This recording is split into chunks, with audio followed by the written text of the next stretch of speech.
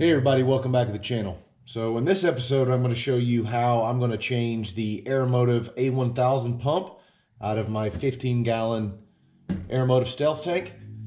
And I'm going to change it and put the Aeromotive 3.5 gallon per minute brushless pump. I'm going to show you basically how easy it is to install this in their tank already. And I've had a couple guys ask me to kind of explain the why. They like the how-to. I'm showing how I do it, but on some of the videos explain why I'm doing it. So I'll try to do a rough explanation of why I'm changing this pump out, and we'll go from there. So let's go ahead and get started. All right, so the why, I'm changing this pump out. So I'm switching to E85 on this car now. So the Aeromotive A1000, I think it says it'll support about 700 or 800 horsepower on E85. Since I plan on pushing this car, hopefully the motor will hold it to about 1,000. This pump will not support the horsepower that I want. So that is why I'm switching to the 3.5 gallon per minute brushless spur gear pump. And kind of a little, I guess you call it fuel pump, 101. So if you guys or gals ever see, once you start getting big pumps, they flow a lot and they have, a lot of volume. A lot of the bigger pumps also that will support, 1,500 horsepower and beyond will say they can't be street driven. And the reason is because they're typically, most all of them are a brushed motor electric motor. So as that brushed electric motor runs and keeps running, it just keeps generating heat. Just keeps building up more and more heat. Coupled with the fuel going up to the front and returning to the tank, since the engine's hot and all that, you've got that fuel going up there that's getting hot and it's coming back in, so it's adding to that heat. So eventually, just those big pumps, the motors end up burning out because they're just not designed to run that long.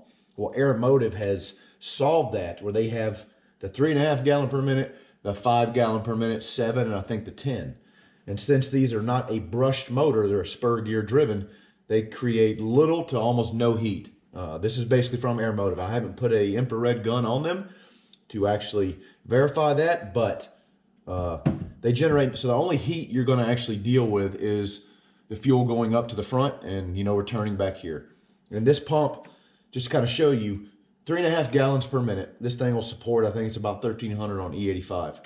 This 15-gallon cell, in just a hair under 4.5 minutes, will empty this entire fuel cell.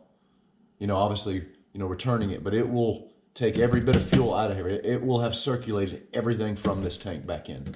So take that, if there was a normal brushed pump that would do that, take that amount of fuel, the heat that's going to be generated from going to the hot engine bay that many times, and then the brushed motor running, for that long, it's going to burn up. So that's why I'm changing it out to this pump.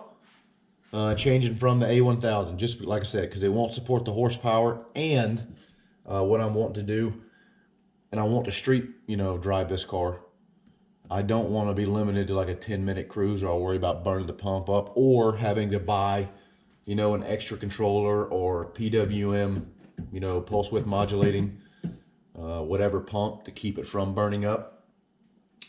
The other thing that's great about these new, Aeromotive pumps.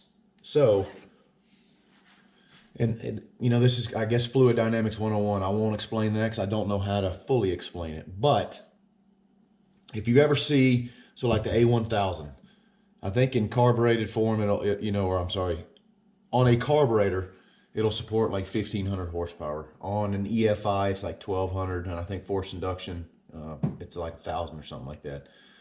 And if you ever see, the reason that is that it'll support so much on a carburetor, but a lot less on EFI, because with most fuel pumps, as pressure goes up, volume goes down. So with the new 3.5 gallon per minute, their new series of brushless spur gear driven pumps, as pressure goes up, volume slightly, if at all, goes down. And I'll put a video in the description that Aeromotive shows on one of their benches. They take this thing, I think, from like 30 psi all the way up to 100, and it basically has almost no drop. I think it goes from doing 3.5 gallons per minute to like 3.4. Barely any drop in volume, which is phenomenal. So that's kind of the why and why I'm changing it out.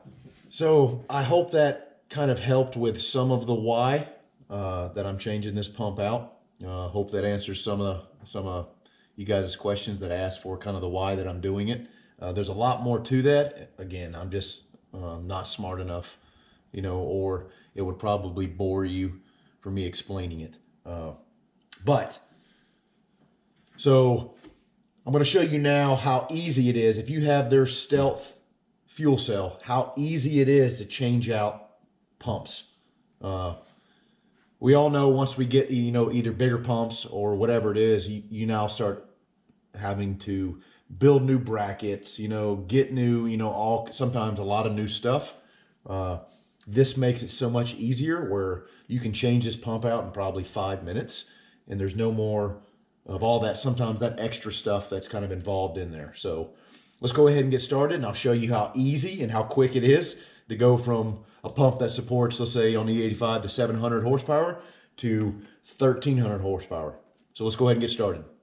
All right, so to get the pump out, first thing you got to do is you have, all these Allen head bolts around it. So you want to go ahead and get these out. I don't have the size. This is the one Allen head that I don't have the size for. But anyways, you start loosening these, and the pump should almost come right out.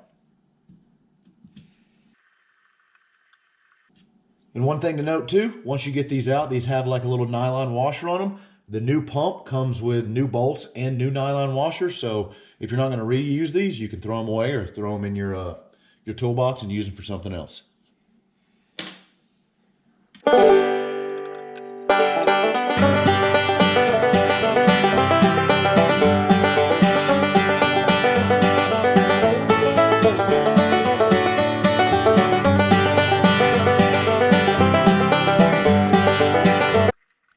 All right, so once you get all the bolts around the perimeter out, the pump just pulls straight up and out.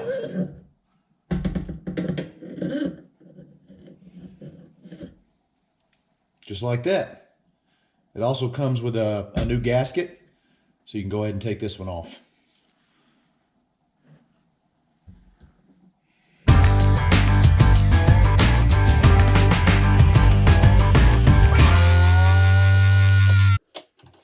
All right, so now that it's out, I've got the new gasket on here.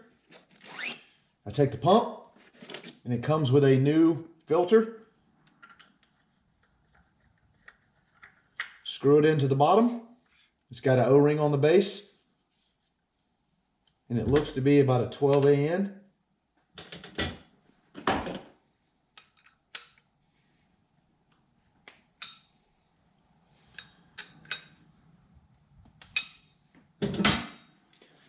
Now, the new pump.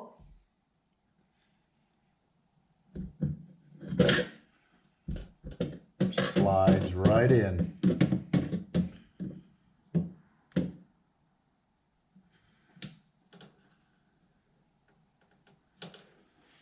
Now you take your new bag of screws, and then you start the process of putting them all back in.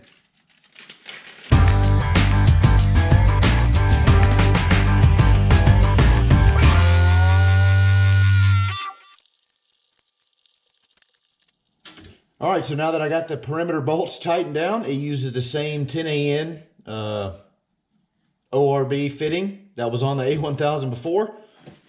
So just hook your lines back up, return back up, and within a matter of minutes, you went from having a pump that, like I said before, could support 700 horsepower on E85. Now it's basically doubled that and will support about 1300-ish. So I hope that helps. If you have or thinking about, getting a fuel system, I love how, Aeromotive stuff is very nice, and how easily now they've made it upgradable from the A1000. And the same, if 1300 horsepower is not enough, then the 5 gallon per minute brushless, then they had the 7 and 10. So very versatile, very easy. And I hope that answered some of the why. a little bit of the how-to. As always, if you have any questions, please feel free to hit me up in the comments. And as always, if you like what you see, give me a thumbs up, subscribe to the channel. There's a lot more to come. This thing is about ready for the dyno. And after that, it'll be starting to make some track runs with it. So we'll see what it can do. Thanks for watching.